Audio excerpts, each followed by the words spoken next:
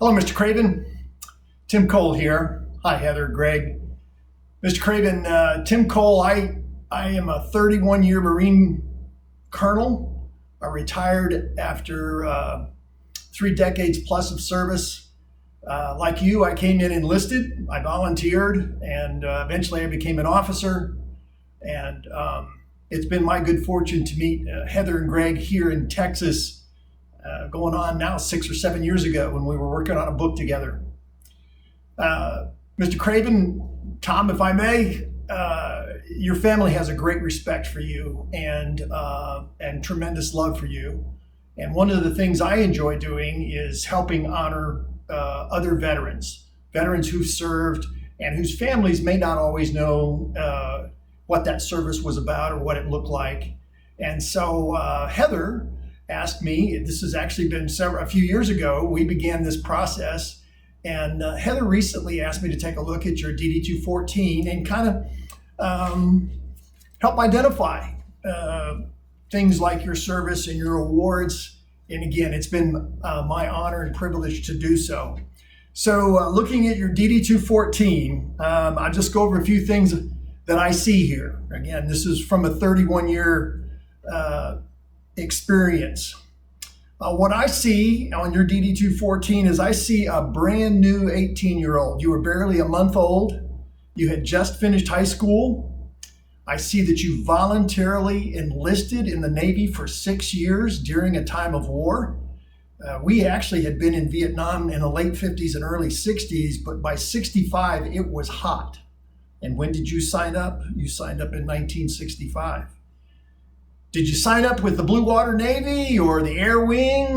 No. You signed up with the Navy Seabees, construction battalion, Seabees, who made a name for themselves in World War II as both builders, but also war fighters, because they were going into hostile territory to build our bases and stations and airfields. And that's the unit that you joined. So, Tom, you know that we spend time together as Marines and Seabees. In fact, I was actually at a school at Port Hueneme before my career was over. So, hand salute to you for doing all of that at such a young age. I see you went to an A school, you went to an equipment operator school, and according to this discharge, you've got at least 3 medals, and those 3 medals tell a story. I frankly know that you've earned more, and we'll talk about that in just a minute. 2 of the medals, the Vietnam Service Medal and the Vietnam Campaign Medal, tell me that you spent as a minimum 6 months in country in South Vietnam, most likely with the 10th Naval Construction Battalion there, assigned and attached to Marines there.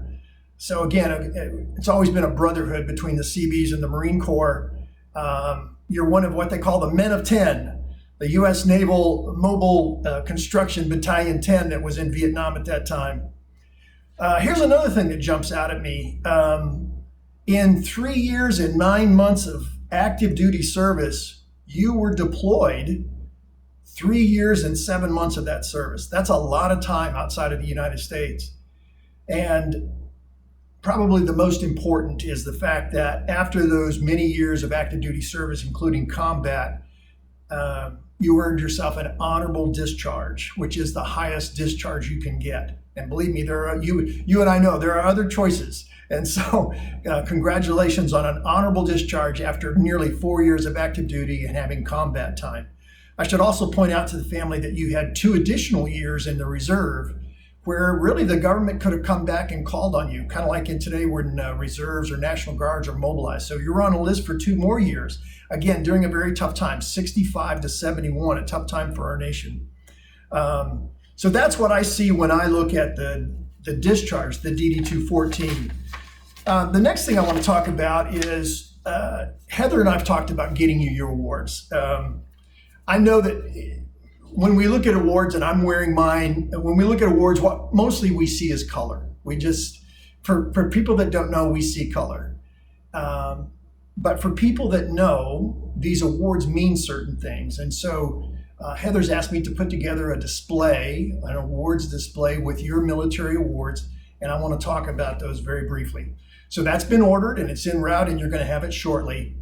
But your display is going to contain, first of all, front and center, our U.S. Navy Seabees patch. I mean, that's the fighting bumblebee, right?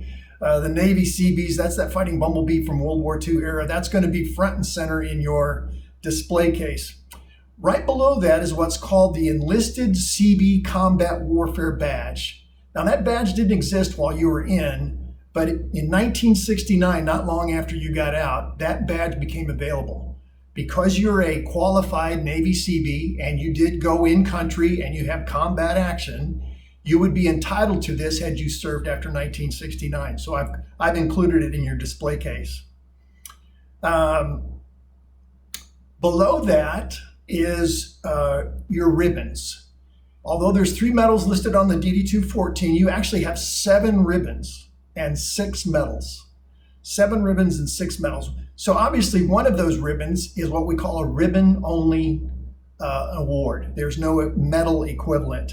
So, and we're about to talk about those. So let's start with that little bitty ribbon that has no medal. It's actually your highest award and it's a personal decoration. It's called the Combat Action Ribbon. It did not come into being until 1969, again, until after you were out of service.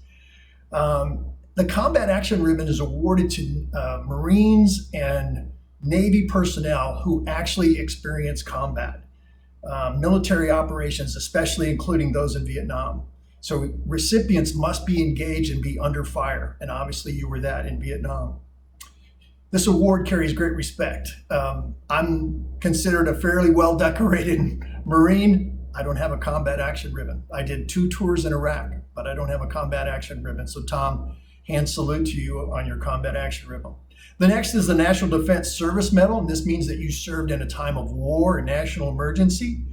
Again, proof that you were there. The next is the Vietnam Service Medal, and it's awarded for your time in country there in Southeast Asia, Vietnam. I'm unable to determine how many campaigns you were involved in. I'm unable to determine exactly how long you were there. We do know from the other award, though, the Republic of Vietnam Campaign Medal, that you were there at least 6 months, and I suspect much, much longer. Another full medal award is your Republic of Vietnam Gallantry Cross.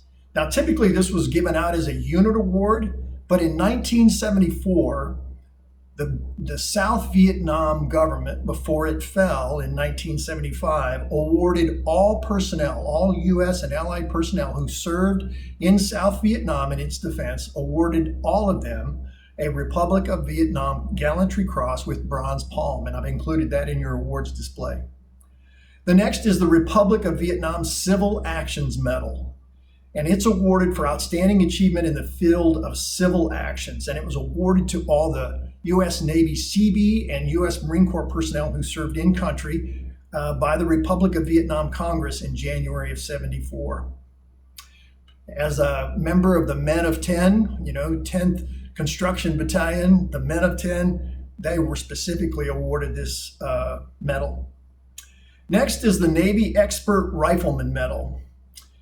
This is awarded to those that qualify as an expert in the rifle. The medal and the ribbon did not exist until 1969. When you're an expert, you're awarded both the medal and the ribbon comes with an E for expert on it, and that is listed among your ribbons and medal. And finally, I've included the Cold War Victory Commemorative Medal. So during the late 90s, Congress was trying to figure out an award to honor all those that served during the Cold War. And again, the Korean War, the Vietnam, there was also the Cold War was going on in the background. So they kind of short-circuited it and only awarded a certificate, but there is a commemorative medal that actually honors the Cold War certificate and Cold War service, and yours was during that. I want to review just a little something I wrote, and I'll include it in my narrative with a display case, and it reads this way regarding CB equipment operator Thomas Craven. First of all, sir, thank you for your service. So just 2 years after America saved freedom for the world in World War II, Tom was born on the 18th of September 1947 in Minneapolis, Minnesota. Tom was just a toddler in 1950 when American and United Nations allies rushed to the defense of South Korea against the communist military invasion igniting the Korean War. Throughout Thomas's school-age years, the United States, along with NATO and our United Nation allies, were deeply engaged in a Cold War with both communist Soviets from the Union of Soviet Socialist Republic and from the communist Chinese. Cold War basically is defined as a constant state of political and economic hostility, often just short of military conflict. The two exceptions would be Korea and Vietnam. So at times this Cold War did become hot, and especially in the 60s and 70s in Southeast Asia. So immediately following high school, a brand new 18-year-old, you turned 18 in September and you enlisted in October, a brand new 18-year-old went out and enlisted in the Navy for 6 years, and not just any part of the Navy, not the Blue Water Navy, not the Air Wing Navy. You went out and joined the U.S. Navy Seabees, the construction battalion, the guys that go into the combat zone and clear out, fight the enemy alongside Marines and others. After serving nearly 4 years of active duty and almost all of that being deployed forward somewhere, either on sea service on a ship or in foreign lands, you were subsequently discharged. Now, you still had 2 more years in the Navy Reserve at a time when our nation was really struggling with the Vietnam War. So you finally were discharged of all military service in October of 1971. I'll close with a story, Tom. I'm old enough to know about Vietnam. I was in high school with not classmates, but upperclassmen that had draft cards. So I know about Vietnam. I served in Iraq for 2 tours in 2003, 2005, over into 2006. When I came home from Iraq in 2003, we landed at a little airport in Bangor, Maine at 3 a.m. to get fuel. And as we came off the plane, the airport was closed. They got us off the plane while it was refueling, stretch our legs, and we come around the corner, and at 3 a.m. in the morning were a couple of dozen Vietnam veterans and their spouses handing out cell phones to us saying, "Call home and tell your family that you're here." I'm getting choked up as I tell you this because I always get choked up. It was powerful to be welcomed home. When we got back on the plane, all the young Marines, and again, I wasn't a young Marine, all the young Marines were buzzing about the welcome home they'd just gotten. And it dawned on me that they didn't understand what really had just happened. The generation that was not welcomed home just welcomed us home. And so we took time to let the young Marines know that this was an amazing gift for a generation that had to suffer and was not appreciated and recognized.